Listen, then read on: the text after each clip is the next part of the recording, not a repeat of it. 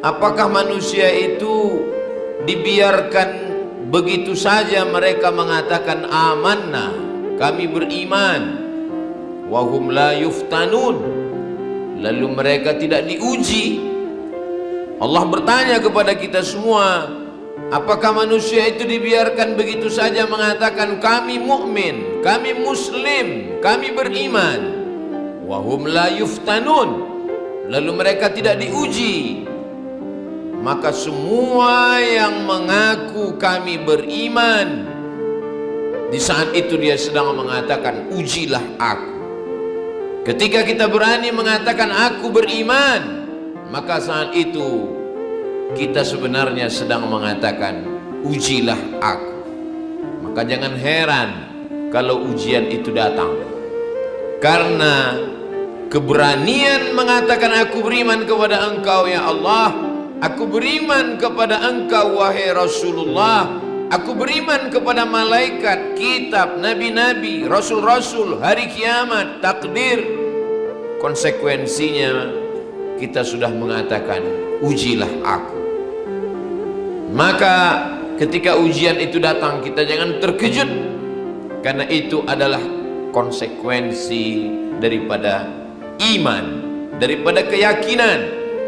Namanya kita sebut di dalam sholat subuh, zuhur, asar, maghrib, isya, qabliyah, ba'diyah, tahajud, witir, doa, tasbih. Kama sallaita ala Ibrahim wa ala ali Ibrahim, kama barakta ala Ibrahim wa ala ali Ibrahim. Nama Ibrahim kita sebut 4 kali karena ujian yang luar biasa. Seorang ayah bernama Azar. Azar bukan hanya sekedar penyembah berhala, dia yang menciptakan berhala. Idh qala Ibrahimu li abihi Azara atattakhidhu asnaman alihah. Ketika Ibrahim berkata kepada bapaknya Azar, kenapa engkau menjadikan berhala-berhala itu sebagai Tuhan wahai Azar? Apa jawab Azar? La illam tantahi, kalau kau tidak berhenti menceramahi aku, kalau kau tidak berhenti mendakwahi aku, la arjumannaka, aku lempar engkau pakai batu sampai mati, wahjurni maliya, tinggalkan aku. Apa kata Ibrahim alaihissalam? Sa'astaghfiru laka rabbi, aku akan tetap memintakan ampun kepada Allah untukmu wahai Azar. Innahu kana bi hafiyya, sesungguhnya Allah itu amat sangat denganku dan dia akan mengabulkan segala doa-doa. Lulus satu ujian, tapi ujian belum selesai, bahkan ujian baru saja dimulai. Lalu kemudian Nabi Ibrahim alaihissalam berhadapan dengan penyembah bintang, matahari, bulan. Mereka mengakui bahwa nasibnya diatur oleh bintang gemintang. Ada orang mengatakan Nabi Ibrahim mencari Tuhan. Falamma ra'al qamara bazighan qala hadza rabbi. Ketika Nabi Ibrahim melihat bulan mengatakan ini adalah Tuhan. Falamma afala qala la uhibbul afilin. Ketika bulan hilang saat matahari terbit, aku tidak suka kepada bulan yang sudah menghilang. Falamma ra'asy syamsa bazighatan qala hadza rabbi hadza akbar. Ketika dia melihat matahari muncul, ini Tuhan, ini lebih besar. Ibrahim alaihissalam tidak mencari Tuhan karena dia nabi. Sebenarnya Nabi Ibrahim alaihissalam sedang mengajarkan kepada umatnya bahwa matahari, bulan, bintang gemintang bukan Tuhan, tapi makhluk ciptaan Allah subhanahu wa ta'ala. Tidak ada hubung kait nasib manusia dengan bintang gemintang yang diyakini manusia sekarang sebagai astrologi, sebagai zodiak, percaya kepada ramalan perbintangan. Nabi Ibrahim alaihissalam ingin mengajak umatnya berdialog bahwa bintang Neptunus, Merkurius, Pluto dan Mars tidak berkuasa terhadap nasibmu. Kadzdzabal munajjimun walau shadaqu, berdusta ahli perbintangan, kalaupun betul ramalannya itu hanya kebetulan saja. Man ata'arrafan, siapa yang datang kepada peramal, fasaddaqahu bima yaqul, percaya dia pada ramalan. Falam tuqbal lahu salatun arba'ina lailah, tak diterima salatnya 40 hari 40 malam. Man ata'arrafan, siapa yang datang kepada peramal au kahinan atau dukun, fa saddaqahu bima yaqul, percaya dia pada ramalan itu, faqad kafara bima unzila ala Muhammad sallallahu alaihi wasallam, maka dia dianggap sudah kafir, ingkar kepada wahyu yang sudah diturunkan Allah kepada Sayyidina wa Maulana Muhammad sallallahu alaihi wasallam. Nabi Ibrahim lulus dengan menghadapi ujian penyembah bintang gemintang. Ujian belum selesai. Nabi Ibrahim berhadapan dengan umat yang menyembah patung-patung yang besar-besar. Ketika mereka pergi ke kebun, Nabi Ibrahim menghancurkan patung-patung itu. Lalu dia ambil satu kampak, dia gantungkan di leher patung yang paling besar. Setelah mereka pulang dari kebun, mereka melihat tempat ibadah mereka hancur, bertebaran, berserakan, berkeping. Mereka mudah, ini pasti perbuatan Ibrahim. Mereka menangkap Nabi Ibrahim. Mereka berkata, a anta fa'alta hadza bi alihatina ya Ibrahim, apakah engkau yang sudah melakukan ini wahai Ibrahim? Engkau sudah menghancurkan Tuhan-Tuhan kami. Nabi Ibrahim menunjuk patung yang paling besar. Bal fa'alahu kabiruhum hadza, yang melakukan ini adalah patung yang paling besar. Fas'aluhum in kanu yantiqun, tanyalah patung-patung itu kalau mereka mampu berbicara. Nabi Ibrahim ingin mengajak akal, fikiran, otak masyarakatnya. Kalau melindungi dirinya saja tidak mampu, apalagi melindungi kalian. Tapi yang namanya manusia, kalau dia kalah dengan argumentasi, kalah dengan otak, dia akan gunakan ototnya. Mereka menganiayanya, berhadapan bukan dengan masyarakat, berhadapan bukan dengan pemimpin yang biasa, berhadapan dengan orang yang berkuasa 400 tahun lamanya. Sampai saking lamanya dia berkuasa, lalu dia bertanya, ailahun ghairi, adakah Tuhan selain aku? Dia tidak hanya menyembah berhala, tapi pada akhirnya dialah yang memberhalakan dirinya dan berkata, adakah Tuhan selain aku? Namanya Namruz. Lalu kemudian apa kata dia? Harriquhu, bakarlah Ibrahim alaihissalam. Mereka membakar Nabi Ibrahim. Mereka mengumpulkan kayu-kayu, mereka menghidupkan api unggun, mereka lemparkan Nabi Ibrahim ke dalam api unggun. Di saat itu terjadilah mukjizat. Apa kata Allah Subhanahu wa taala? Ya nar, wahai api, kuni bardan, jadilah engkau sejuk. Andai ayat itu hanya sampai sejuk, maka bekulah Nabi Ibrahim. Tapi apa kata Allah? Ya nar, wahai api, kuni bardan, jadilah engkau sejuk, wasalaman, dan engkau selamat ala Ibrahim. Nabi Ibrahim keluar dari api yang berkobar itu dengan selamat. Hukum api berubah, yang membakar menjadi tidak terbakar, yang membakar menjadi tidak membakar. Tak ada yang sulit bagi Allah. Innama amruhu idza arada syai'an ay yaqula lahu kun fayakun. Ujian belum selesai.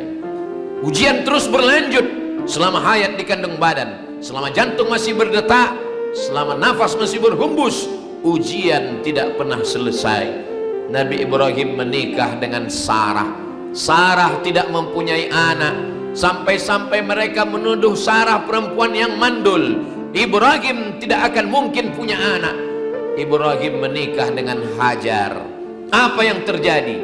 Imam Abul Fida Ismail Ibnu Katsir dalam kitab Tafsir Al-Quranil Azim menyebutkan, saat Nabi Ibrahim sudah berdoa, Rabbi habli minas salihin, Rabbi habli minas salihin, Rabbi habli minas salihin, umur 86 tahun. Takdir itu baru berkata setelah 86 tahun, Isma, dengarkanlah, Isma, kabulkanlah, Isma, perkenankanlah, Tuhan, Ismail, perkenankanlah wahai Tuhan. Akhirnya anak itu lahir, diberi nama Ismail. Istajib ya Allah, kabulkanlah ya Allah. Akhirnya Nabi Ibrahim punya anak sesudah berumur 86 tahun. Apa yang terjadi setelah itu? Ternyata istri yang sudah divonis masyarakat mandul tidak akan mungkin punya anak, sudah tua renta, rambut sudah memutih, kaki sudah lemah, tulang-tulang sudah tidak berdaya. Rupanya takdir Allah berkata, Sarah mampu punya anak. Dan ketika itu umur Ismail alaihi salam 13 tahun. Maka umur Nabi Ibrahim 99 tahun. Lahir lagi seorang anak.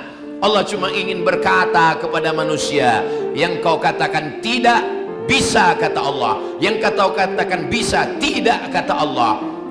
Selesaikah ujian? Belum. Allah ingin menguji Ibrahim alaihi salam. Anak ini mesti diantarkan ke tempat yang jauh. Nabi Ibrahim masih tetap dalam ujian. Ujian menghadapi pemimpin yang zalim, sudah. Ujian menghadapi ayah, sudah. Ujian menghadapi penyembah berhala, sudah. Ujian menghadapi penyembah bintang ke bintang, sudah. Sekarang dimainkan dengan ujian perasaan. Perasaan istri, Sarah, Hajar, sudah. Perasaan jauh dari anak. Dia mesti jauh. Nabi Ibrahim alaihissalam membawa anak itu ke tempat yang kering kerontang. Jangankan tanaman, lumut pun tidak ada. Apa kata Nabi Ibrahim saat melihat anaknya jauh dari pelupuk mata? Askantu min zurriyati, aku tinggalkan anakku, buah hatiku, belayan jiwaku, biwadin ghairi dhi zar'in, di sebuah lembah yang tak ada tanam-tanaman, inda baitikal muharram, di samping rumahmu yang mulia ya Allah. Nabi Ibrahim kembali ke Palestina, sementara Hajar dengan Ismail tinggal di lembah yang amat sangat panas itu. Air sudah mengering, tidak ada minuman. Ujian tidak hanya datang kepada Ibrahim alaihissalam, ujian itu datang kepada anak bayi yang tidak berdosa. Apa dosa Ismail? Apa salah Ismail? Ismail bayi, belum akil balik, dia kehausan. Tapi Hajar bukan wanita lemah. Hajar bukan orang yang berpangku tangan. Hajar melangkah ke bukit Sofa, tidak ada air. Ke bukit Marwah, tidak ada air. 500 meter dia pergi berjalan. Ternyata air itu bukan datang dari tumit kaki yang berjalan. Air tidak keluar dari tumit kaki yang melangkah. Air tidak memancar dari tumit kaki yang berlari.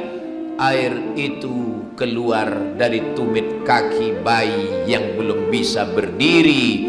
Di saat Hajar sudah kembali dari bukit Safa, dia kembali dari bukit Marwah, dia lihat air keluar dari tumit anaknya Ismail alaihissalam. Apa kata Hajar? Zamzam, zamzam, berkumpullah wahai air, berkumpullah wahai air. Allah ingin mengajarkan kepada kita, jangan sangka ujian itu hanya datang pada orang yang dewasa. Anak kecil pun diuji. Jangan katakan ujian itu datang pada laki-laki yang gagah perkasa. Perempuan yang lemah pun diuji. Padahal suaminya Nabi, padahal anaknya Nabi. Dia tidak mengenadahkan tangan ke atas langit. Hajar tidak meneteskan air mata. Dia berjalan, dia berusaha, dia berlari. Walaupun air itu tidak ada di bukit Sofa, air itu tidak ada di bukit Marwah, air itu ada di tumit anak kaki kecil yang belum pandai berjalan. Selesaikah ujian? Belum. Ujian masih terus. Falamma balagha ma'ahu sa'ya, ketika sudah sampai usia remaja, Nabi Ibrahim bermimpi, ya bunayya, wahai anakku, wahai kesayanganku, inni ara fil manam, aku lihat dalam mimpiku, anni azbahuka, aku menyembelih lehermu, fanzur madza tara, apa pendapatmu wahai anakku. Sekarang di waktu yang sama, dua manusia sedang diuji. Ayahnya bernama Ibrahim, anaknya bernama Ismail, istrinya bernama Hajar. Hajar yang mengandung, Hajar yang melahirkan, Hajar yang menyusukan, Hajar yang membesarkan. Tapi ujian ini akan terus datang silih berganti. Ketika Nabi Ibrahim alaihissalam sudah membawa anaknya ke atas bukit Jabal Qurban, wa tallahu lil jabin. Pisau itu sudah terasa dinginnya, sejuknya di kulit leher Ismail. Fafadainahu bidzibhin azim. Kami menebus dengan sembelihan yang besar. Ibrahim, Ismail, Sarah, Hajar, Ishak bukan hanya seorang yang lulus ujian, tapi keluarga yang lulus ujian. Itulah kenapa nama mereka kita sebut kama sallaita ala Ibrahim wa ala ali keluarga Ibrahim, kama barakta ala sayyidina Ibrahim wa ala ali sayyidina Ibrahim. Episode Ibrahim sudah selesai, tapi ujian kehidupan belum. Lahir pelanjutnya Musa alaihissalam. Musa tidak dilahirkan di permadani empuk. Musa tidak berada dalam selimut sutra, belum lagi lahir ke atas dunia. Seorang raja angkuh, sombong, sedang mencari-cari anak kecil yang dilihat dalam mimpi bahwa akan ada anak yang merampas kekuasaan kerajaannya. Karena Fir'aun bermimpi, dalam mimpinya dia melihat ada anak kecil yang menarik mahkotanya. Lalu dia kumpulkan dukun-dukun, penasehat-penasehat spiritualnya. Apa agaknya arti makna mimpi ini? Kata dukunnya berkata, ada anak kecil yang lahir tahun ini dan dia akan merampas kekuasaanmu. Semua anak-anak kecil yang dilahirkan di tepian sungai Nil disembelih. Yudzabbihuna abna'akum. Dia menyembelih anak-anak laki-laki. Wa yastahnuna nisa'akum. Anak perempuan dibiarkan hidup karena bukan ancaman. Apa salah anak kecil? Anak kecil yang tak berdosa, anak kecil yang tak tahu apa-apa, anak kecil yang tidak bisa berbicara, tapi mereka disembelih oleh penguasa yang zalim. Apa kata ibu Nabi Musa alaihissalam? Allah berfirman, wa auhayna ila ummi Musa, kami kirimkan ilham kepada ibu Nabi Musa, an ardi'i, susukan anakmu. Fa inni khifti alaihi, kalau kau takut anakmu nanti akan disembelih oleh Fir'aun dan bala tentaranya. Fa alqihi fil yammi, hanyutkan dia ke sungai Nil. La takhafi, jangan kau takut. Wa la tahzani, jangan kau sedih. Inna radduhu ilaik, kami akan mengembalikannya kepadamu. Wa ja'iluhu minal mursalin, kami akan menjadikannya salah satu dari rasul-rasul kami. Tidak ada satupun ayat bercerita tentang ayah Nabi Musa yang gagah, yang perkasa, yang kuat, yang bertenaga. Seorang perempuan yang katanya lemah, tapi dia perempuan yang luar biasa. Di balik sosok Musa yang bisa memukulkan tongkatnya memancar 12 mata air, Nabi Musa yang membelah Laut Merah, ternyata ada perempuan yang lulus ujian. Perempuan itu menghanyutkan anaknya. Dia tidak takut, dia tidak cemas, dia tidak ngeri, dia tidak khawatir. Anak itu dilepaskan di sungai terpanjang di dunia, menembus Afrika Utara hingga ke lembah Victoria, melewati berbagai negara. Dengan binatang berbisa, anak itu lepas. Anak itu hanyut, bukan ke hutan, bukan ke gurun. Anak itu hanyut ke tempat pemandian istri Fir'aun yang memang sudah lama merindukan seorang anak. Asiyah namanya. Ketika dia melihat ada kotak kayu, lalu dia memanggil dayang-dayangnya untuk mengambil kotak kayu itu. Apa gerangan? Ternyata setelah didekatkan ada sesosok bayi. Bayi itu dibawa ke istana Fir'aun. Fir'aun sudah menduga, inilah dia bayi yang akan merampas kekuasaanku. Tapi Asiyah berkata, kita uji dia dulu. Kita letakkan bara api, kita letakkan makanan. Tangan Musa alaihissalam hampir mengambil makanan. Kalau dia mengambil makanan berarti dia bukan bayi biasa, berarti dia bayi yang bisa berpikir. Allah mengirimkan malaikat sehingga bayi kecil Musa mengambil bara api dan meletakkannya di lidah. Di saat itu Allah membelanya, Allah menolongnya sampai akhirnya dia dewasa. Setelah dia cukup masa untuk keluar dari sarang Fir'aun, dia melihat ada dua sosok manusia sedang berkelahi. Fawakazahu Musa, Nabi Musa meninjunya. ternyata tenaga Nabi Musa terlalu kuat hingga tentara Fir'aun itu mati. Lalu kemudian Nabi Musa terusir. Itu hanya skenario Allah, itu hanya cara Allah supaya Nabi Musa selamat dari Fir'aun. Selesaikah ujian? Belum. Ujian baru saja dimulai. Nabi Musa alaihi salam menantikan tempat yang belum pasti sampai akhirnya dia melihat ada orang yang berjalan, lalu kemudian menunggu antrian mengambil air begitu panjang. Nabi Musa alaihissalam menggeser batu yang menutup sumur tempat air. 30 laki-laki yang besar, yang berotot, yang bertenaga tidak mampu menggeser tempat air itu. Tapi batu itu digeser oleh seorang Musa, perempuan yang merasa terhutang budi, menawarkan Nabi Musa untuk kembali ke rumah ayahnya, bertemu dengan Syuaib. Apa kata perempuan itu? Inna khaira man ista'jartal qawiyul amin. Wahai ayahanda, engkau ingin menjadi pencari pekerja, engkau ingin mencari seorang yang bisa mengembala, engkau mencari orang yang bisa mengurus keluarga karena engkau sudah tua renta. Orang yang bisa menolong itu mesti kuat dan bertenaga, dan dia orang yang amanah. Kata Syuaib, mana orangnya? Inilah orangnya, dia adalah Musa. Dari mana engkau tahu bahwa Musa ini orangnya kuat? Karena tadi kami mengantri ingin mengambil air, dia menggeser batu yang tidak mampu digeser 30 lelaki yang dewasa. Dari mana kau tahu dia laki-laki yang amanah? Saat kami berjalan, kami berada di depan, angin bertiup kencang, lekuk tubuh kami terlihat. Di saat itu dia menyuruh kami berjalan di belakang karena dia menjaga matanya, menjaga kehormatannya. Perempuan yang menyelamatkan dirinya. Tidak ada satupun ayat yang menyebutkan kecantikan anak Syuaib. Apa yang membuat Nabi Musa menikahi anak Syuaib dengan mahar 8 hijaj, 8 tahun, disempurnakan Nabi Musa menjadi 10 tahun mengembalakan kambing-kambing Syuaib. Apa agaknya kelebihan anak Syuaib itu? Tidak ada ayat Quran bercerita tentang tubuhnya, tentang wajahnya, tentang kulitnya. Satu-satunya ayat yang menceritakan kelebihan anak Syuaib adalah tastahyi tamshi ala istihya, tamshi ala istihya.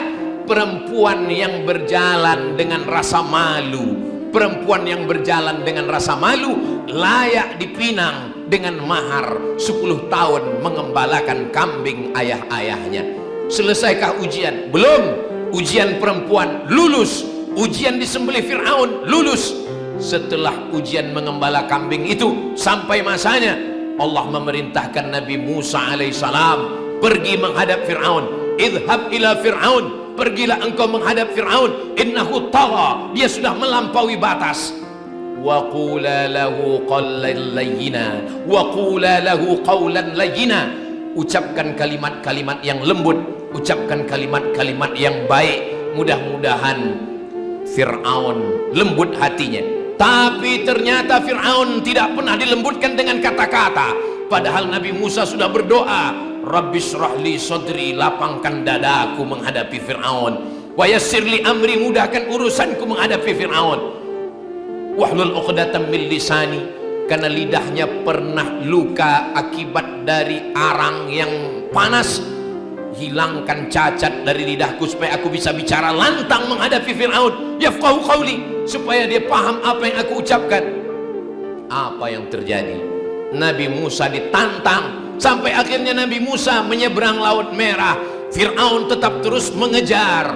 Allah subhanahu wa ta'ala menunjukkan kuasanya. Nabi Musa memukulkan tongkatnya sampai air Laut Merah itu kattaudil azim, seperti gunung yang besar. Sampai akhirnya Nabi Musa menyelamatkan. Berapa orang yang dibawa Nabi Musa menyeberang Laut Merah menuju dataran Sinai?